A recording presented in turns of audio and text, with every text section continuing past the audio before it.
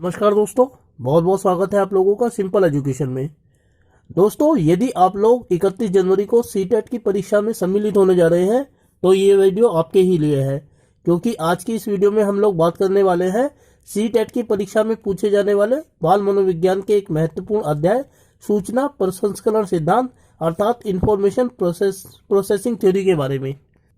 दोस्तों, वीडियो बहुत ज़्यादा महत्वपूर्ण है और ख़ास तौर से सीटेट के पहले पेपर में अर्थात प्राइमरी लेवल पर इस चैप्टर से कुछ सवाल पूछे जाते हैं और संभव है कि अपर प्राइमरी लेवल पर अर्थात सीटेट के दूसरे पेपर में भी इससे सवाल पूछे जाए। और यदि आप इन सीटेट के पेपर में इसमें से कोई सवाल नहीं पाते हैं तो आगे आप नौकरी के लिए जिन पेपर में शामिल होंगे उनमें आप इस अध्याय से सवाल जरूर पा सकते हैं। तो इसीलिए दोस्तों, बहुत ज़्यादा महत्वपूर्ण अध्याय है, इसीलिए आपसे अनुरोध करता हूं कि आप वीडियो को शुरू से लेकर अंत तक देखें और यदि वीडियो अच्छी लगे तो वीडियो को लाइक और चैनल को सब्सक्राइब जरूर कर दीजिएगा। तो चलिए दोस्तों, बिना वक्त जाया किए हुए हम लोग आरंभ करते हैं अपना अध्ययन सूचना प्रसंस्करण सिद्धांत के बारे में। दोस्तों, पिछली कुछ वीडियो में हमने इस बात का अध्ययन किया है कि सीखना क्या है। इसके अंतर्गत हमने व्यवहारवाद का अध्ययन किया था और व्यवहारवाद के अंतर्गत कार्य करने वाले विभिन्न विद्वानों के सिद्धांतों का कार्य किया था। इसके अलावा हमने नैतिक विकास के अंतर्गत सीखने का मतलब जाना था और संज्ञानात्मक विकास के अंतर्गत पियाजे साहब की थ्योरी का भी अध्ययन किया था। सीखने की प्रक्रिया में इंफॉर्मेशन लर्निंग प्रोसेस एकमात्र ऐसी अप्रोच थी जो कंप्यूटर पर आधारित थी और इसने अपनी शब्दावली अर्थात वोकेबुलरी पूरी की पूरी तरह कंप्यूटर से अर्जित की थी। इस थ्योरी के अंतर्गत दिमाग की तुलना कंप्यूटर से की गई थी। दोस्तों, इस सिद्धांत का जो प्रतिपादन किया गया था वो अमेरिका में दूसरे विश्व युद्ध के दौरान किया गया था। हुआ ये था कि जब दूसरा विश्व युद्ध चल रहा था तो अमेरिका को में ऐसे पायलट्स की जरूरत थी जो कंप्यूटर की तरह सोच सकें और क्योंकि प्लेन उड़ाने वाले पायलट जो होते हैं उनके पास बहुत कम समय होता है अपने दुश्मन के ठिकानों का अंत करने के लिए। इसीलिए इस सूचना प्रसंस्करण सिद्धांत के अंतर्गत जो भी कार्य किया गया वो मुख्य रूप से पायलट्स को ध्यान में रखकर किया गया था। और कंप्यूटर जो होता है वह मुख्य रूप से 3 प्रकार के कार्य करता है। सबसे पहला गैदरिंग इंफॉर्मेशन अर्थात ये सूचना को प्राप्त करता है, उसको इकट्ठा करता है। दूसरा होल्डिंग इंफॉर्मेशन अर्थात ये सूचना को रोके रखता है। और तीसरा रिट्राइव, जब सूचना की जरूरत होती है तो वह उसको पुनः प्राप्त कर लेता है। तो ये तीनों के तीनों कार्य जो है कंप्यूटर करता है। और सूचना प्रसंस्करण सिद्धांत के अंतर्गत दिमाग की तुलना क्योंकि कंप्यूटर से की गई थी तो इसीलिए हम कह सकते हैं कि सूचना प्रसंस्करण सिद्धांत के अनुसार दिमाग के 3 कार्य होते हैं: सूचना को प्राप्त करना, सूचना को रोके रखना और सूचना को पुनः प्राप्त करना जब भी उसकी जरूरत हो। दोस्तों, अगर ग्राफ या चित्र के माध्यम से हम सूचना प्रसंस्करण सिद्धांत अर्थात इंफॉर्मेशन प्रोसेसिंग थ्योरी की बात करें तो उसका जो मैप है वो इस तरीके से दिखाई देता है। सबसे पहले सेंसरी मोटर है, उसके बाद जो वर्किंग मेमोरी है और उसके बाद लॉन्ग टर्म मेमोरी है और यह प्रक्रिया अनेक चरणों से होकर गुजरती है। इस पूरी प्रक्रिया में जो सीखना है वो किस तरीके से होता है इसी बात का अध्ययन हम करने वाले हैं अपनी इस वीडियो में। दोस्तों, कोई भी जो सूचना होती है जो हम ग्रहण करते हैं वह मुख्य रूप से सेंसरी मोटर से ग्रहण की जाती है और यहाँ पर ये जो सूचना होती है वह मुख्य रूप से 1 से लेकर 3 सेकंड तक ही हमारे दिमाग में टिकती है।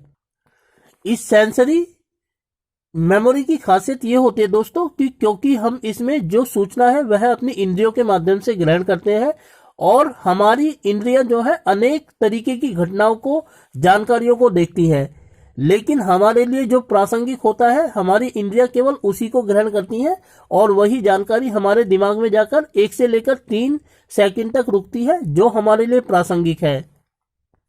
बाकी की जो अप्रासंगिक घटनाएं हैं या ज्ञान है, जानकारियां हैं, उनको हमारा दिमाग रिट्राइव नहीं करता है, बल्कि हमारी इस सेंसरी मेमोरी में केवल वही जानकारियां आती हैं जो हमारे लिए प्रासंगिक है और वही 1 से लेकर 3 सेकंड तक यहाँ रुकती है। बाकी की जानकारियों को हमारा दिमाग ग्रहण नहीं करता है, हमारी सेंसरी मेमोरी ग्रहण नहीं करती है। दोस्तों, यदि शिक्षा व्यवस्था के दृष्टिकोण से इस सेंसरी मेमोरी के बारे में बात की जाए तो सेंसरी मेमोरी में शिक्षक की भूमिका बहुत ज़्यादा महत्वपूर्ण होती है, क्योंकि इसमें भी कोई भी जो जानकारी होती है वो 1 से लेकर 3 सेकंड तक ही हमारे दिमाग में रुक पाती है। इसीलिए यहाँ शिक्षक की भूमिका बहुत ज़्यादा महत्वपूर्ण हो जाती है।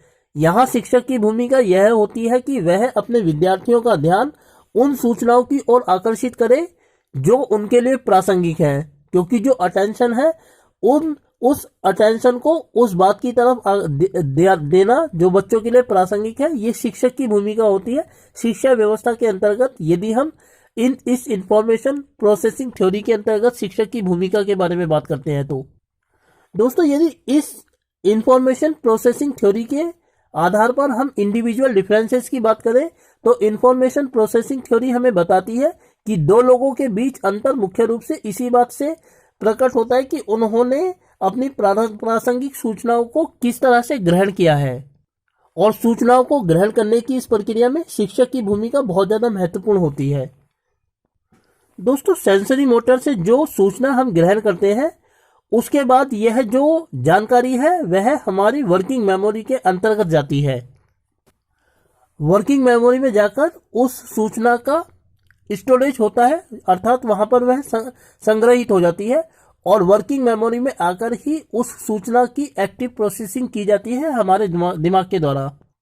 दोस्तों अपनी सेंसरी मेमोरी से जो भी जानकारियां हम प्राप्त करते हैं वही जानकारी इस वर्किंग मेमोरी के अंतर्गत आती है, और यहाँ पर आकर वह जानकारी 20 से लेकर 30 सेकंड तक टिकती है। और दोस्तों ऐसा नहीं है कि कोई हमारे दिमाग का एक अलग से सिस्टम हो जो इस प्रक्रिया को संचालित करता हो, बल्कि यह एक स्वचालित प्रक्रिया है, अपने आप चलती रहती है। अगर हम किसी भी जानकारी को देखते हैं, सेंसरीज के माध्यम से ग्रहण करते हैं, तो वर्किंग मेमोरी में वह अपने आप जाएगी ही जाएगी, और हमारा जो दिमाग है सेंसरी मेमोरी है वह केवल उसी जानकारी को ग्रहण करती है जो हमारे लिए प्रासंगिक है। अतः हम मान सकते हैं कि जो भी प्रासंगिक जानकारियां हमारी सेंसरी मेमोरी ग्रहण करती है वो वर्किंग मेमोरी में तो जाएगी ही जाएगी।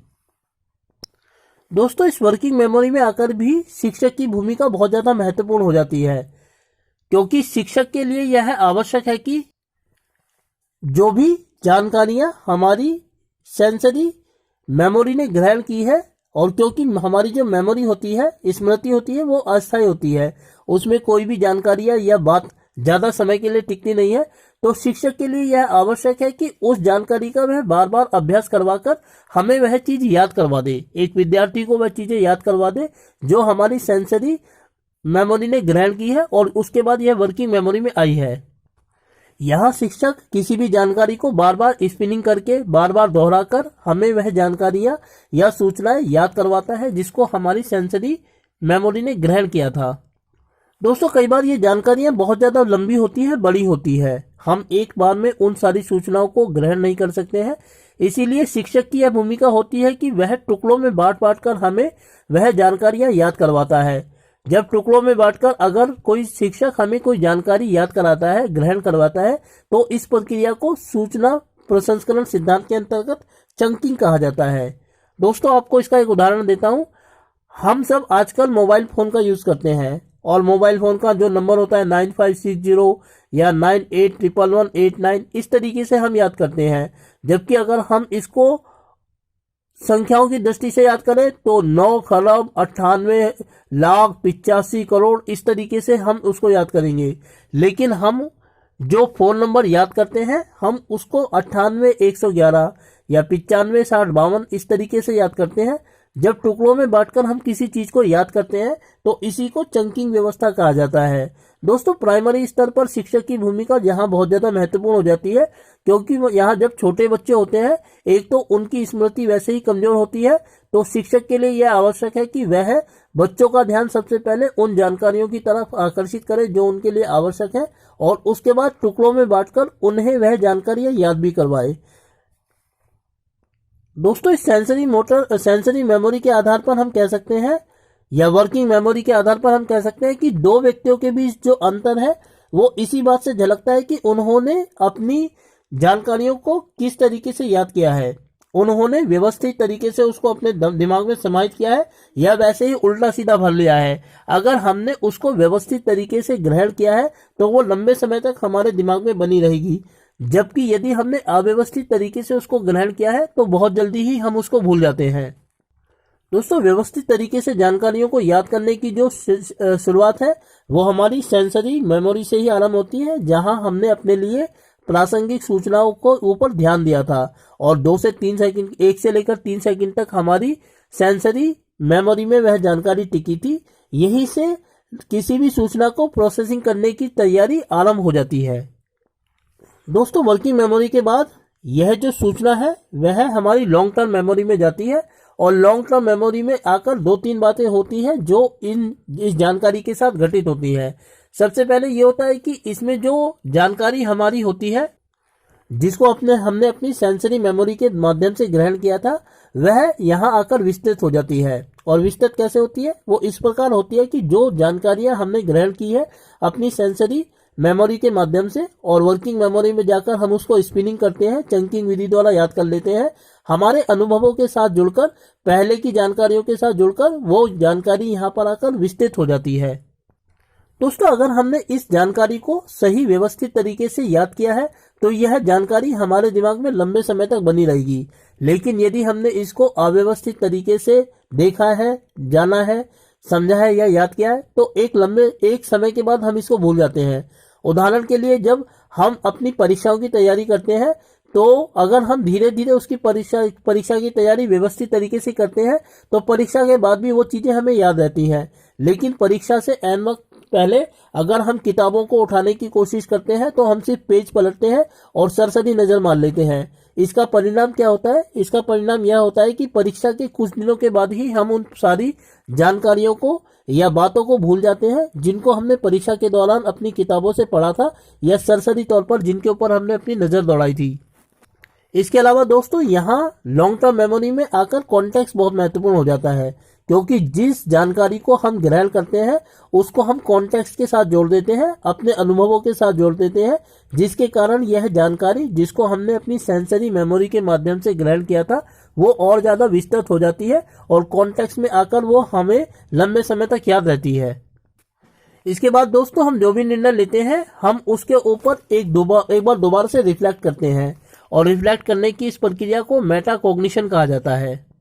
मेटाकॉग्निशन के अंतर्गत हम देखते हैं कि हमने क्या निर्णय लिया है, क्या वह निर्णय सही है, और अगर वह निर्णय सही नहीं है, उसमें कुछ कमी रह गई है तो हम उसमें सुधार करते हैं, उसको रेक्टिफाई करते हैं। इसमें हम अपनी पहले की गलतियों से सीखते भी हैं और साथ ही चयन करना प्रारंभ कर देते हैं। दूसरे विश्व युद्ध के दौरान जब अमेरिका के पायलट्स के लिए इस सिद्धांत का प्रतिपादन किया गया था तो यही देखा गया था कि उन्हें ऐसे पायलट्स की ऐसे कंप्यूटर जैसे दिमागों की जरूरत है जो 1 से लेकर 3 सेकंड के अंतर्गत अपने लिए जरूरी सूचनाओं के ऊपर ध्यान दे सके, उनको नष्ट भी कर सके और नष्ट करने के बाद आगे बढ़ सके।